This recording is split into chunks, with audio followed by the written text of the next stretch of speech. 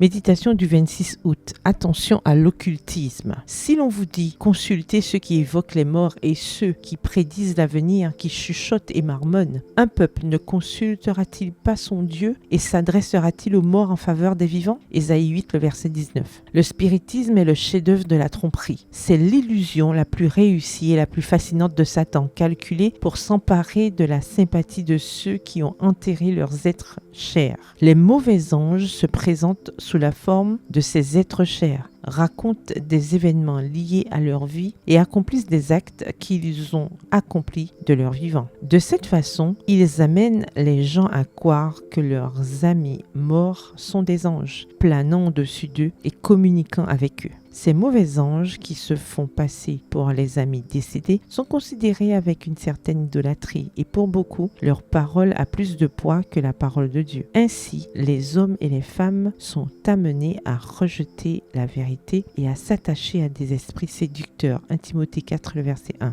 La parole de Dieu déclare en termes positifs que les vivants, en effet, savent qu'ils mourront, mais les morts ne savent rien et pour eux, il n'y a plus de salaire, puisque leur souvenir est oublié. Leur amour, leur haine et leur jalousie ont déjà péri et ils n'auront plus jamais aucune part à tout ce qui se fait sous le soleil. Ecclésiaste 9, les versets 5 à 6. Ce passage clair de l'Écriture contredit directement l'enseignement du spiritisme. Et si on l'écoutait, les âmes seraient sauvées de pièges de l'ennemi. Beaucoup de gens essayent le spiritisme par simple curiosité. Ils n'ont pas une foi réelle en lui et seraient horrifiés à l'idée de devenir médium, mais ils s'aventurent sur un terrain interdit et dangereux. Lorsqu'ils sont pris dans les filets du trompeur, ils découvrent qu'ils sont sous le pouvoir de celui qui fait de ses serviteurs les plus abjects esclaves, et rien ne peut les délivrer si ce n'est la puissance de Dieu. La seule sécurité pour nous est de faire entièrement confiance à sa parole et de suivre fidèlement ses instructions. La Bible est la seule carte qui trace le chemin étroit qui nous permet d'éviter les pièges de la destruction. Quel amour merveilleux! Dieu supporte la perversité de son peuple et envoie de l'aide à toute âme qui désire faire sa volonté et abandonner le péché. Si l'homme veut coopérer avec les agences du ciel, il peut en sortir plus que vainqueur. Créatures déchues comme nous le sommes, capables des crimes les plus révoltants, nous pouvons néanmoins devenir vainqueurs. Extrait du magazine The Signs of the Times,